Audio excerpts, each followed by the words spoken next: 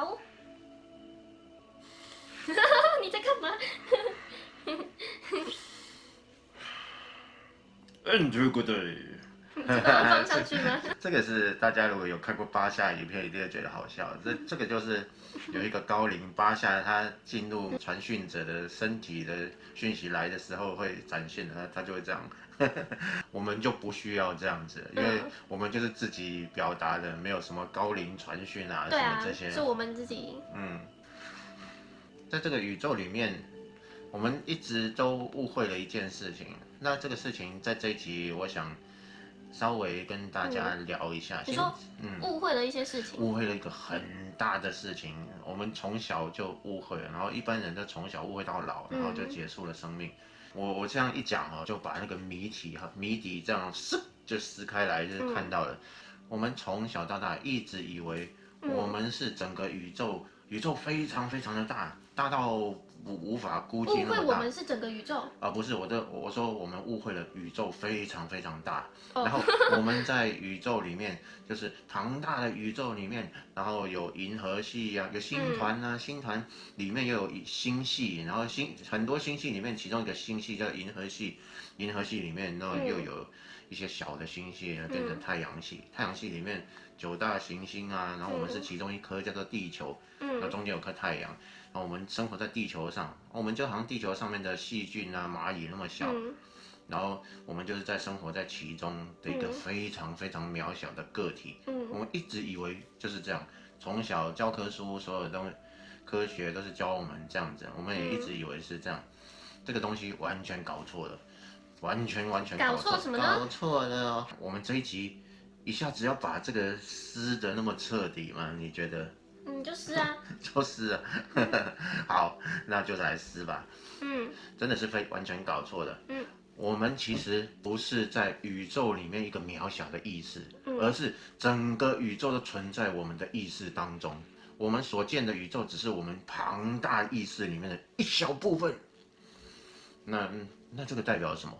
我们的意识非常大，非常大，无限大。而整个宇宙我们所知的一切，其实都只存在于我们本身的意识当中而已。所以这个误解就正好完全是相反的。我们一直以为我们是宇宙里面的一个渺小的意识，但是偏偏我们所见的一切，包括整个宇宙，都是我们意识里面的一小部分。那这个误解是不是很大？如果这是真的，这是超大的误解。从这个误解延伸我们生命所有的现象，所有的学习的路程，我们生存的方式模式，整个都会是不同的。那要怎么证明你说的是对的呢？怎么证明我说的是对的？其实很简单，我们可以试着去想象，我们现在所看到的世界，我们看到我们现在在录的这个房间，这是一个房间。我看到这个房间，我用眼睛、耳朵、鼻子，然后甚至味觉，这房间有一个味道什么之类的。我根据这些感官，然后我们去认为这是一个房间。其实我们只是接收到一个讯号而已。所有东西，眼睛有眼睛的视觉讯号，耳朵有耳朵的听觉讯号。所以我们根据接收到的这些讯号，然后并且加入我们的主观的判断、主观的认知，然后去认为它是一个什么。我们从接收到的所有的讯息，我们给它一个判断，给它一个认知，然后去认为我们见到的是什么。这有点像解码器一样，就是我们接收到一些码，然后经过解码器之后，把它解为可见的一个现象。这有点像电视一样，电视在接收讯号，接收到讯号之后，它只是一些电波。这时候电波没有任何的意义。经过电视的解码器之后，把它解码之后，然后就呈现出影像，就变成可用的讯息。我们其实生命也是这样，我们活着的时候不是活着，我们醒的时候是这样，我们看世界就是讯息。那当我们睡觉的时候，那一切我们还是一样。在梦里面见到很多现象，我们就去解读它，解读完之后就得到一个结论，然后我们在梦中也认为是真的。为什么我们认为真的？因为其实我们只解码了讯息，得出了一个结论，嗯，一切都是讯息。那讯息到底是什么？其实就是意识的本身，意识就是讯息，讯息就是意识。那这样一切是不是存在于意识之内，而不是在外界？我们所存在的世界，我们看到的东西到底存不存在？其实我们是问号的，不知道。所以这样讲，大家会被松动吗？观众会被松动吗？大家应该会去思考，有另外一种可能性。以前有一个哲学家，我一时忘记他叫什么名字，他提出一个桶中之脑的一个理论。他这个理论很有趣，就是说，我们人活着的状态，活着的时候，我们其实不知道我们是不是真的活在这样的一个所见的现实里面，有可能我们是一个脑袋，然后装在一个有营养液的桶子里面，然后被这个营养就供给它营养，然后让这个脑袋可以存活。那这个脑袋存活在桶子里面呢，那我们就用电脑啊去接线，然后把视觉、听觉、嗅觉、触觉这些讯号就输入这个脑袋，然后让它看到一个现实。如果各位有看过《骇客任务》这部电影的话，就明白我到底在说什么。骇客任务就是根据这个桶中之脑的理论所发展出来的一个电影。大家可以去看哦。那么就是说，其实如果这个脑袋被输入讯号之后，它所见到的讯息来源有包括视觉、听觉、触觉、嗅觉等等的这些讯号，他就会误认为他活在一个真实的现实里面，其实他只是一个桶子里面的脑袋而已。那他并没有活在这样的一个现实里面。那一切到底是什么？这个理论给我们一个反思，让我们想到一个事情，就是我们现在真的是活在我们这样的现实里面了，还是搞不好我们也跟桶中之脑的理论一样，根本就是一颗脑袋被放在桶子里面，然后我们以为我们在这边录影，其实根本没有，搞不好只是一个脑袋，我们有两个脑袋被装在桶子里，然后我们以为这样的是一个真实的现实，其实根本就不存在。那到底是怎样？不知道。但是从这样子，我们可以推测说，我们活着其实并不是我们想象的那么真实，它有另外一层的这种结构或意义在里面。那这一切反过来讲，如果现实是不一定的，我们这个物质世界是不一定的，不一定存在的，那么真实存在的还剩什么？意识。没错，就是我在意识。放空，对因为我听了几百遍了。我们聊天常常聊到了，对，没错。那所以这就是宇宙真相了。这个就是宇宙真相。不管我们存在在物质世界，我们真实存在就是意识，就有意识在里面。即使有物质世界，还是有意识存在里面。如果我们没有意识的话，我们像完全晕倒了一样，然后没有现实，没有看到、没有接触到讯号的时候，一切对我们来说是毫无意义的。所以，我们存在最基本的要有意识。那世界上真的有真理吗？真理当然是有的。为什么？这是一个非常简单的问题。有真理就是没办法推翻的道理，叫做真理。那么很简单，如果世界上是没有真理的，那么没有真理这一个项目就会是一条真理。真理。没错，因为世界上如果没有真理，这个事情是真的话，那这个就是真理，它就是真相了。所以真理是一定存在的。那既然真理一定存在，不管怎么样，一定有一个事情是永恒不变的，那就是真理。真理一定要具备永恒不变的，才能叫做真理嘛？是不是这样？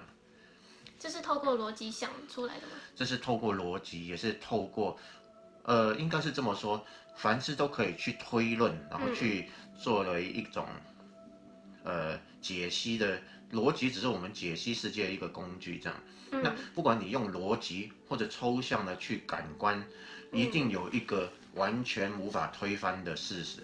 那么那个事实就是叫做真理。那什么是真理呢？你觉得什么是真理呢？什么是真理？真理就是真理啊，所以才叫真理。真理就是真理。真理啊，就意识存在啊。好棒啊！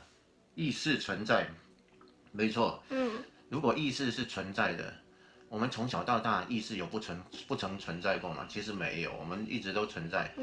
唯一一直存在的就是意识的本身，不是别的。所有万物都在变动，我们身体也在变化。哇，你看我现在肚子变这么大，以前好瘦。万物都在变动。你不要笑，搞不好。他以前真的很瘦。你不是说你胖是因为什么地球网的？那个没关系，那个部分我们慢慢再来聊。从小到大，我们看过太多变化，不只是我们自己身体在变化，我们的环境也在变化，没有的道路也出现了，然后家里附近的建筑物也改变了。甚至天气都在变了，哇！现在暖化了，什么都变，那个也变，什么都变，永恒不变，就是意识不变。万物都在改变，这好像也是一个真理哈，就是没有事物是不会改变的。那这个好像也是一种真理，对啊，就是使万物都在改变。那但是有一个东西永远不会变，那到底是什么呢？我们看到我们小时候看到我们门口的道路或者一条河。那我们现在长大，我们去看它，看到河变了，道路变了。你刚不是讲过？对呀，但是我是要重复的讲，是要带出一个东西。我们看到这个道路的那个觉察，那就是意识本身，有变过吗？从来没有啊。小时候我们也觉察着道路是这样，长大后我们觉察到道路是另外一个模样，那个觉察的本身并没有改变啊，从来没有变过，没有变过，所以我们一直以为宇宙一切是在意识之外，宇宙的一切其实不在应该是这么说，宇宙一切是包含在意识里面。当我们没有意识到宇宙一切的现象的时候，其实宇宙并不存在。这句很深，不知道大家懂不懂呢？其实也蛮简单的啦。其实也是蛮简单的。对啊，其实也是很简单，听起来好像好深奥，好深奥，但其实还蛮简单的。这个讲到现在，当今量子力学发展到已经具备了理解真相的门口了。怎么说呢？量子力学现在已经提出了一个理论，就是证明说，所有事物在我们观察它之前，它是不存在的，它是以一种波的方式存在。而不是物质，但是当我们观察它，去给予它定义的时候，它就形成了物质，而且形成的物质是会变的，是按照我们的认知定义去显现的。这是量子力学哦，这是科学哦，不是玄学哦，各位，这是科学哦，科学哟。所以现在科学跟真理已经越来越靠近了。他已经走到真理的门口了，才到门口，我们拍影片，有办法进去吗？我们拍影片其实就是想带大家去看看什么？看看这个门口背后到底是什么。我只是先给大家带出物质跟意识的关系，我们存在的宇宙其实只是我们意识里面的一个部分。我想带出的是这个。那如果我说的这个是真的话，那我们从小到大对世界、对宇宙的认知就是误解的。那根据这个误解存活到现在是这样的状态。那如果我们从现在开始不按照这个误解去生活，那会是怎样？完全天翻地覆的改变。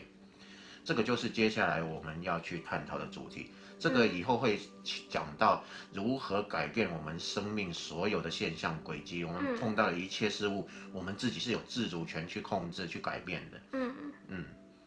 就是根据一切都在意识之内这个理论而来的。而且它不是一个理论，它是一个事实。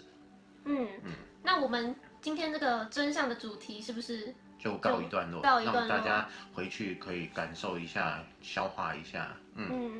OK，拜拜。